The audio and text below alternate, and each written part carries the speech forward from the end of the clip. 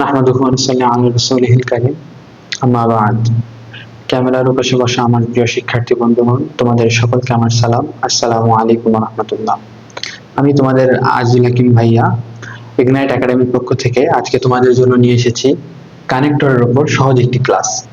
আমাদের অনেকেরই দেখা যায় যারা এইচএসসি পরীক্ষা দেয় বা অ্যাডমিশন পরীক্ষা দেয়, তাদের কানেক্টরের উপর অনেক দুর্বলতা থাকে, ভয় পায়।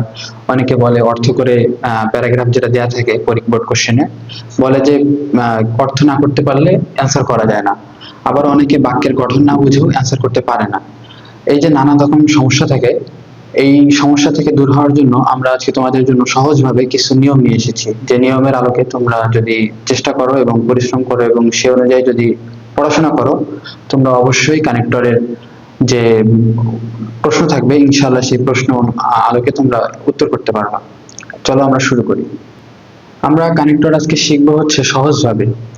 কানেক্টরকে আমরা যদি 8 ভাগে বিভক্ত করি তাহলে আমাদের শিখতে একটু সুবিধা হবে। কানেক্টরকে আমরা ভাগ করেছি মূলত কানেক্টরের ব্যবহারের উপরে। আমরা কানেক্টর বলতে কি বোঝাই? কানেক্টর মূলত হচ্ছে দুইটা সেন্টেন্স দেওয়া থাকবে। যেমন ধরো আমি এখানে লিখলাম আই হ্যাড রাইস, আমি ভাত খেলাম, দিয়ে full stop, I was hungry. এই যে দুটো বাক্য আছে, আমি একটা বাক্যে আই হ্যাড রাইস লিখেছি, আরেকটাতে আই ওয়াজ হাংরি রেখেছি। মানে আমি ভাত খেলাম, এবং আরেকটা বাক্যের অর্থ হচ্ছে আমি ক্ষুধার্ত ছিলাম। এখন এই দুইটা বাক্য যখন তুমি একটা প্যারাগ্রাফে ইউজ করবা, তখন আলাদা আলাদা করে, মানে এটা লিখতে সময় বেশি লাগে, আবার দেখতেও এবং শুনতেও দৃষ্টিকটু দেখায়। এখন আমরা যদি একটা মাঝখানে যদি একটা কানেক্টর ইউজ করি এবং এই দুইটা বাক্যকে অ্যাড করি, তাহলে কিন্তু বাক্যটা পড়তেও সুন্দর মানে সুন্দর লাগে, এবং দুটো বাক্যকে যদি আমরা এক করি একটা কানেক্টর ইউজ করে, তাহলে বাক্যটা শুনতেও শ্রুতিমধুর লাগে এবং দেখতেও সুন্দর লাগে। যেমন ধরো আমরা একটা কানেক্টর এখানে কোন কানেক্টরটি ইউজ করতে পারি? যেমন ধরো আই অ্যাড রাইস, আমি ভাত খেলাম। আমি যদি প্রশ্ন করি কেন খেলাম, তখন আমরা একটা উত্তর দিতে পারি বিকজ আই ওয়াজ হাংরি। এই যে মাঝখানে আমি যে বিকজ শব্দটা ইউজ করলাম, এটাই একটা হচ্ছে কানেক্টর। এই বিকজ শব্দ সহ আরো বিভিন্ন রকমের কানেক্টর আছে, যেগুলো আমরা ক্লাসে ধীরে ধীরে ইনশাআল্লাহ শিখবো। আমরা প্রথমেই শুনলাম যে কানেক্টর হচ্ছে মূলত 8 প্রকার। আমরা প্রথমে কানেক্টরকে 8 ভাগে বিভক্ত করেছিলাম। আমরা আজকে 8 প্রকারে কানেক্টরকে শিখবো। তার প্রথম প্রকার হচ্ছে, আমরা যদি দেখি, অ্যাডিশন কানেক্টর। অ্যাডিশন কানেক্টর মানে, তোমরা এই শব্দটা শুনে বুঝতে পেরেছো যে অ্যাডিশন মানে হচ্ছে যোগ করা। আমরা মাঝে মাঝে বলি না যে আমি ওখানে গেলাম এবং আমি তাকে দেখলাম, বা আমি চা এবং কফি পছন্দ করি, আমি গেলাম এছাড়াও আমি তার সাথে দেখাও করেছিলাম। এই যে এছাড়াও বা হচ্ছে আরো, এবং এই যে বাংলাদেশ শব্দগুলো ইউজ করি, এইটার ইংরেজিতে যে ওয়ার্ডগুলো আসে সেই ওয়ার্ডগুলোকে অ্যাডিশন কানেক্টর বলা হয়, যেগুলো বাক্যের শ্রুতিমধুরতার জন্য আমরা মাঝে মাঝে ব্যবহার করে থাকি বাক্যের মধ্যে। যেমন ধরো and, also, besides, moreover, furthermore, in addition, etc. এখন আমরা একটা উদাহরণ দিই। যেমন ধরো কেউ বললো যে I like tea, I like tea. আবার ফুল স্টপ দিয়ে বলতেছে আই লাইক কফি। আমরা যে একটা বাক্য লিখলাম, ধরো I like T, full stop, I like coffee. এখন আমরা যখন দুইটা বাক্য আলাদা আলাদা করে, আমি কিন্তু বুঝাচ্ছি আমি চাও পছন্দ করি, কফিও পছন্দ করি, কিন্তু যখন দুইটা বাক্যের মধ্যে আমি লিখতে গেলাম, তখন লিখতেও সময় বেশি লাগলো, আবার এটা শুনতেও একটু খারাপ লাগতেছে। আমরা যদি এটাকে সংক্ষিপ্ত করি, যদি মাঝখানে একটা অ্যাড নিয়ে আসি, তাহলে এটা দেখতেও সুন্দর লাগবে এবং শুনতেও শ্রুতিমধুর লাগবে। যেমন ধরো আমি বললাম আই লাইক টি, এখন একটা ড্যাশ দিলাম, দেওয়ার পরে ফুল স্টপ এবং আই লাইক টি উঠাই দিলাম, দেওয়ার পরে এখানে কফি দিলাম। মাঝখানে কি বসাতে পারি? টি এবং কফি দুইটাই আমরা পান করি, আর দুইটাই আমি পছন্দ করি, তাহলে মাঝখানে আমরা এন্ড বসাতে পারি, তাহলে বাক্যটা সুন্দর লাগে। এখন দেখো তো বাক্যটা সংক্ষেপ হইলো না? এইভাবে অ্যাডিশন কানেক্টর বলতে যে বাক্যগুলোর মাঝখানে এবং আরো বা এছাড়াও আমরা যখন এই বাংলা শব্দগুলো ইউজ করি, এটার ইংরেজিতে আমরা যে কানেক্টর গুলো ইউজ করবো সেগুলোকে বলা হয় অ্যাডিশন কানেক্টর। আমি এন্ড দিয়ে একটা উদাহরণ দেখাই দিলাম, তোমরা যারা আমার ক্লাস করতেছো তারা বাকি এন্ড ছাড়া বাকি যে শব্দগুলো আছে প্রত্যেকটা দিয়ে একটা করে উদাহরণ লেখার চেষ্টা করবা। এখন আমরা দ্বিতীয় যে প্রকারটা, 8 ভাগে যে বিভক্ত করলাম তার মধ্যে দ্বিতীয় যে প্রকারটা সেটা হচ্ছে কজ কানেক্টর। আমরা জানি কজ মানে কি, কজ মানে হচ্ছে কারণ। তোমরা বুঝতে পারতেছো এটা হচ্ছে কারণ নির্দেশ করবে। আমরা মাঝে মাঝে বলি না, আমি প্রথমে যে উদাহরণটা দিয়েছিলাম যে আই এট রাইস, আমি ভাত খেলাম, আই ওয়াজ হাংরি, মাঝখানে একটি শব্দ বসিয়েছিলাম বিকজ। বিকজ মানে কি, কারণ। আমরা একটা কারণ দেখিয়েছিলাম যে আমি ভাতটা কেন খেলাম, কারণ আমি ক্ষুধার্ত ছিলাম। এই ধরনের কারণ অর্থে যখন আমরা কোনো কানেক্টর নিব তখন আমরা because, since, as, because of এবং ডিউ টু, যে বিকজ অফ এবং হচ্ছে বিকজ, এই দুইটার ব্যবহার আমরা পরে একটি রুলস এর মাধ্যমে শিখবো কোথায় কোনটা বসবে। তার আগে তোমরা এই যে কয়েকটা আমি কানেক্টর দিয়েছি এগুলো নোট ডাউন করো, এবং আমি যে উদাহরণটা দিচ্ছি এখন দিব, সেই উদাহরণের আলোকে বাকি যে শব্দগুলো থাকবে সেগুলো থেকে একটা করে উদাহরণ তৈরি করবো। চলো আমরা একটা উদাহরণ দেখি। যেমন ধরো আমি প্রথমে যেটা বলেছিলাম, I stayed home dash it was raining.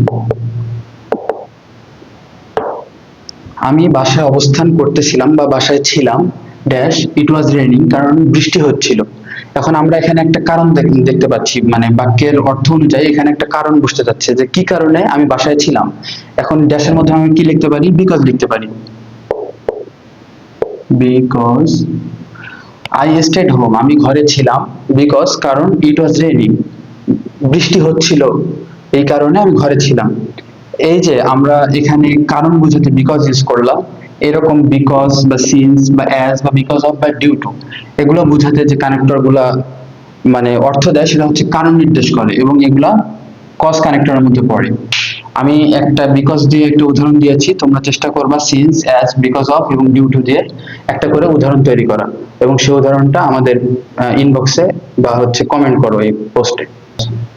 আমরা যে কানেক্টর 8 প্রকার করেছি তার মধ্যে 3 নম্বর যে প্রকারটা সেটা হচ্ছে রেজাল্ট কানেক্টর। এটা হচ্ছে ফলাফল নির্দেশ করবে। মানে আমরা মাঝে মাঝে বলি না, যা আমি ওখানে যাওয়ার ফলে এটা হয়েছিল, বা আমি এখানে ছিলাম ফলে এটা হলো, বা এটা হওয়ার কারণে ওটা হয়েছে। এই যে তাই বা ফলে যখন অর্থ প্রকাশ করবে তখন আমরা যে কানেক্টর গুলো ইউজ করতে পারি বাক্যের মধ্যে সেটা হচ্ছে so, therefore, Das, consequently, as a result. এখন আমি তোমাদের একটা উদাহরণ দিই। যেমন ধরো আমি লিখলাম it rained heavily, heavily। এখন আমি it rained heavily dash we stayed home, মাঝখানে যে একটি ড্যাশ রেখেছি, এখন আমরা এখানে কি বসাইতে পারি, ইট রেইনড হ্যাভিলি, ভারী বর্ষণ হচ্ছিল ফলে আমরা ঘরে ছিলাম। এই যে ফলে লিখলাম বা ফলে যে অর্থ করলাম, অর্থ করার সময় যে ফলে বললাম মাঝখানে, এই ফলের জায়গায় আমরা একটা ইংলিশ শব্দ ইউজ করতে পারি। যেমন ধরো আমরা সো বসাতে পারি, অর্থটা কি দাঁড়ায়, ইট রেইনড হ্যাভিলি, ভারী বর্ষণ হচ্ছিল ফলে আমরা ঘরে ছিলাম। যখন দেখবা যে রেজাল্ট কোনো কিছু বোঝাবে, একটা বাক্য দেওয়ার পরে আরেকটা বাক্যের মধ্যে যখন সংযোগ স্থাপনের জন্য মাঝখানে রেজাল্ট বা হচ্ছে ফলাফল নির্দেশ করবে, মানে কেন এটা হয়েছিল, তখন আমরা so, therefore, Das, consequently, as a result, এই যে কানেক্টর গুলো এগুলো ইউজ করতে পারি। আমি সো দিয়ে একটা উদাহরণ দিলাম, তোমরা চেষ্টা করবা therefore, Das, consequently, as a result এগুলো দিয়ে প্রত্যেকটা দিয়ে একটা করে উদাহরণ তৈরি করার। এখন 4 নম্বর প্রকারটা হচ্ছে কন্ট্রাস্ট কানেক্টর। মানে হচ্ছে এটা নির্দেশ করে হচ্ছে উল্টো। আমরা মাঝে মাঝে বলি না যে আমি গেলাম কিন্তু দেখা পাইলাম না, দুইটা বাক্যের মধ্যে যখন অর্থগতভাবে যখন বিপরীতার্থক মানে বাক্য নির্দেশ করবে, বিপরীতার্থক অর্থ নির্দেশ করবে, তখন আমরা যে কানেক্টর গুলো ইউজ করব বাক্যের মাঝখানে সেটা হচ্ছে but, although, the, yet, nevertheless, on the other hand। এখন দেখো আমি তোমাদের যদি একটা উদাহরণ দেই, যেমন রহিম is poor, আবার যদি লিখি he is honest। আমরা মাঝে মাঝে যে বাক্যগুলো ইউজ করি মানে আমাদের শেখানোর জন্য, আমাদের টিচাররা যেটা শেখায় মানে গরিব হলেই মানুষ সৎ নয়, এমন একটা ধারণা আমাদের মধ্যে তৈরি হয়, যার কারণে আমরা উদাহরণ দেওয়ার সময় এই জিনিসটা নিয়ে আসি এবং এইটা বারবার হাইলাইট করার চেষ্টা করি। এখন ধরো আমরা এটাকে যদি সংক্ষেপ করতে চাই তাহলে কিভাবে করতে পারি? যেমন ধরো আমি লিখলাম রহিম ইজ পোর ড্যাশ অনেস্ট। এই যে মাঝখানে যে ড্যাশ দিলাম, এই ড্যাশটায় আমরা কি বসাতে পারি? এটা বিপরীতার্থক বোঝাচ্ছে না। আমি বলতেছি কি যে রহিম ইজ পোর, রহিম গরিব, কিন্তু সে অনেস্ট, সে সৎ। এই যে আমি মাঝখানে যে কিন্তু বললাম, এই কিন্তুর বদলে আমি কি ইংরেজি কি শব্দ ইউজ করতে পারি? বাট ইউজ করতে পারি। যদি আমরা এখানে বাট বসাই তাহলে অর্থটা কি দাঁড়ায়? রহিম ইজ পোর, রহিম গরিব কিন্তু সৎ। বিপরীতার্থক কিছু বোঝাতে গেলে এই কন্ট্রাস্ট কানেক্টর গুলা ইউজ করতে পারো তোমরা, যেমন হচ্ছে but, although, the, yet, nevertheless, on the other hand. আমি বাট দিয়ে একটা উদাহরণ দিলাম, তোমরা চেষ্টা করবা প্রত্যেকটা কন্ট্রাস্ট কানেক্টর দিয়ে একটা করে উদাহরণ তৈরি করার, যাতে তোমাদের কি বলে, তোমরা যত পরিশ্রম করবা তত কিন্তু ভালো ফলাফল লাভ করবা। কানেক্টরের 8 প্রকারের মধ্যে পঞ্চম প্রকারটা হচ্ছে কন্ডিশন কানেক্টর। আমরা কন্ডিশনাল সেন্টেন্স, হয়তো তোমাদের আমাদের থেকে ক্লাস দেওয়া হয়নি, বাট তোমরা এই সম্পর্কে কিছু না কিছু শুনেছো এবং ভবিষ্যতে আমাদের ক্লাস দেওয়া হবে, ক্লাসটি তোমরা করে নিবা, ইনশাআল্লাহ তোমাদের জন্য এই টপিকটা বুঝতে আরো সুবিধা হবে। তো আমরা এখানে যেটা বুঝবো সেটা হচ্ছে কন্ডিশন কানেক্টর। আমরা যে কন্ডিশনাল সেন্টেন্সে ইউজ করি না, যে if, unless, provided that, as long as. 8 প্রকারের মধ্যে পঞ্চম প্রকারটি হচ্ছে কন্ডিশন কানেক্টর। এটা হচ্ছে শর্ত বোঝাবে। এটা মানে কি? যদি আমরা কন্ডিশনাল সেন্টেন্স পড়েছিলাম না, যে যদি তুমি পড়ো তুমি পাস করবা, বা সে যদি আসে আমি যাব, এই ধরনের কন্ডিশনাল সেন্টেন্সের যে ইফ থাকে, তারপরে আনলেস থেকে, প্রোভাইডেড দ্যাট সহ যেগুলো থাকে আমরা ইউজ করি, সেগুলো প্রত্যেকটা কিন্তু একটা করে কানেক্টর হিসেবে ইউজ হয়। আমাদের এইচএসসি তে যে পরীক্ষায় যে প্যারাগ্রাফ বা যে ইয়াটা দেওয়া থাকে, একটা হচ্ছে প্যারাগ্রাফ দেওয়া থাকবে, ওখানে কিন্তু কানেক্টর গুলো থাকে না, কানেক্টর গুলা ব্ল্যাঙ্ক দেওয়া থাকে, ব্ল্যাঙ্কে কিন্তু বসাইতে হয়।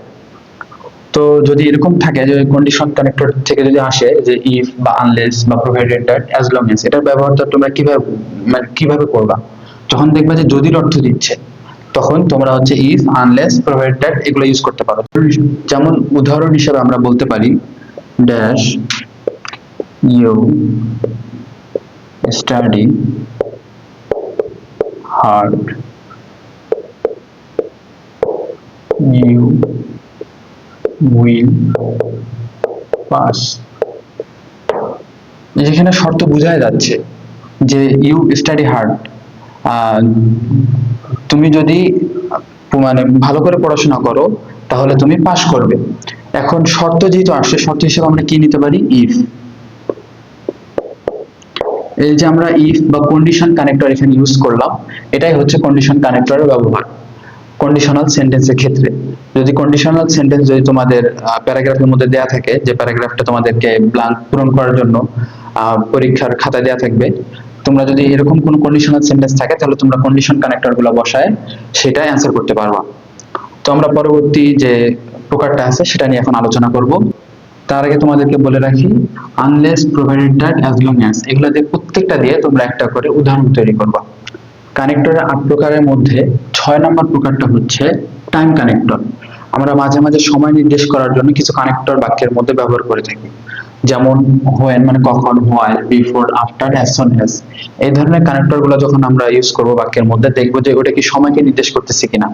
যখন সময়কে নির্দেশ করবে তখন আমরা এই কানেক্টর গুলো ইউজ করব। যেমন আমি যদি একটা উদাহরণ দিই, I was sleeping dash the phone rang। আমি যে এখানে উদাহরণটা দিয়েছি, এখানে দেখো আই ওয়াজ স্লিপিং, আমি ঘুমাচ্ছিলাম, তখন ফোনটি বেজে উঠলো। এখন আমরা এখানে তখন বা যখন যদি ইউজ করি, তখন আমরা হোয়েন এটা ইউজ করতে পারি বাক্যের মাঝখানে। এই যে হোয়েন বা সময় নির্দেশক কানেক্টর যখন আমরা ইউজ করব, তখন বাক্যটা শ্রুতিমধুর হবে। যেমন ধরো আই ওয়াজ স্লিপিং, আমি ঘুমাচ্ছিলাম, হোয়েন দ্য ফোন র্যাং, তখন ফোনটি বেজে উঠলো। এই যে সময় নির্দেশ করার বা সময় বোঝাতে যে কানেক্টর গুলো ইউজ হয় তাকে বলা হয় টাইম কানেক্টর। আমি হোয়েন দিয়ে একটা উদাহরণ দিয়েছি, তোমরা while, before, after, as soon as দিয়ে আরেকটা করে উদাহরণ দিবা। কানেক্টরের আমরা যে 8 প্রকার পড়েছি তার মধ্যে 7 নম্বর প্রকারটি হচ্ছে পারপাস কানেক্টর। আমরা মাঝে মাঝে উদ্দেশ্য বোঝাই না, যে হচ্ছে যাতে এটা হয় বা এটার ফলাফলে এটা হইলো, উদ্দেশ্য কোনো কিছু করার উদ্দেশ্যে আমরা যখন কিছু করি তখন সেখানে যে কানেক্টরটা আমরা ইউজ করতে পারি বাক্যের মাঝখানে সেগুলো হচ্ছে পারপাস কানেক্টর। এই কানেক্টরের কিছু কমন কানেক্টর রয়েছে, যেমন হচ্ছে so that, in order to বা টু। আমি একটা উদাহরণ এখানে লিখে রেখেছি, মাঝখানে হচ্ছে একটি ড্যাশ দিয়েছি, দেখো তোমরা। এখানে আসে কি হি স্টাডিজ হার্ড, মানে সে খুব হার্ডলি পড়াশোনা করে বা হচ্ছে সে খুব গভীর পড়াশোনা করে। Dash he can get GPA 5, যাতে সে জিপিএ 5 পেতে পারে বা পায়। এখন আমরা এখানে বাক্যের অর্থ অনুযায়ী যে কানেক্টরটা ইউজ করতে পারি সেটা হচ্ছে সো দ্যাট। সো দ্যাট, এখন বাক্যটা দেখো তো দেখতে সুন্দর লাগতেছে কিনা এবং শুনতে সুন্দর লাগতেছে কিনা, যে হি স্টাডিজ হার্ড, সে খুব ভালো করে পড়াশোনা করতেছে, so that he can get GPA 5, যাতে সে জিপিএ 5 পায়।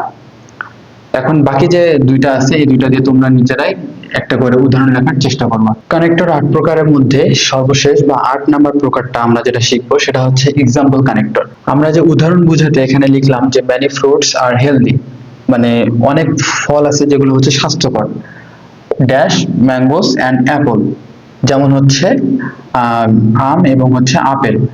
যেমন বা উদাহরণ, আমরা উদাহরণ হিসেবে যে কানেক্টর এখানে ইউজ করতে পারি সেগুলো হচ্ছে কি for example, for instance, such as বা লাইক। আমি এখানে যদি সাচ অ্যাজ বুঝাই লিখি, সাচ অ্যাজ। এখন বাক্যটা দেখো তো, many fruits are healthy, অনেক ফল আছে যেগুলো হচ্ছে স্বাস্থ্যকর। সাচ অ্যাজ যেমন ম্যাঙ্গোস আম, অ্যান্ড অ্যাপলস বা আপেল। ফর এক্সাম্পল কানেক্টর দেওয়ার ক্ষেত্রে তোমরা যে সকল কানেক্টর ইউজ করতে পারো সেগুলো হচ্ছে for example, for instance, such as এবং লাইক। আমি সাচ অ্যাজ দিয়ে একটি উদাহরণ দিয়েছি, তোমরা নিজেদের খাতায় নোট ডাউন করার সময় ফর এক্সাম্পল, ফর ইনস্ট্যান্স এবং হচ্ছে লাইক দিয়ে একটা করে উদাহরণ নিজে নিজে করার তো চেষ্টা করবো। তো এই ছিল আজকের আমাদের কানেক্টরের ক্লাস। আমরা খুব সহজভাবে 8টি প্রকার দেখলাম, কিভাবে কোনটা কোনথায় বসাতে হয়। আশা করি তোমরা সকলেই পুরো ক্লাসটি দেখেছো এবং বুঝেছো। তো তোমরা যারা আমাদের নিয়মিত ভিডিও দেখো এবং যারা হচ্ছে এইচএসসি 26 আছো, তাদের শেষ মুহূর্তের প্রস্তুতির জন্য আমরা নিয়ে এসেছি একটি পেইড প্রাইভেট ব্যাচ। তোমরা যারা সেখানে জয়েন হতে চাও, আমরা এরকম কঠিন কঠিন যে রুলস গুলো রয়েছে সেগুলো খুব সহজভাবে, গ্রামারের টপিক গুলো তোমাদেরকে সুন্দরভাবে সলভ করিয়ে তোমাদের বোর্ড পরীক্ষার একটা ভালো যেন প্রিপারেশন হয় সে অনুযায়ী তোমাদেরকে গাইডলাইন দিব। তোমরা আমাদের সাথে যুক্ত হবা এবং যারা যারা আমাদের পেইড ব্যাচে যুক্ত হতে চাও তারা আমাদের যে পেজ আছে সেই পেজে ইনবক্স করতে পারো অথবা এখানে কমেন্ট করতে পারো, তোমাদেরকে রিপ্লাই করা হবে।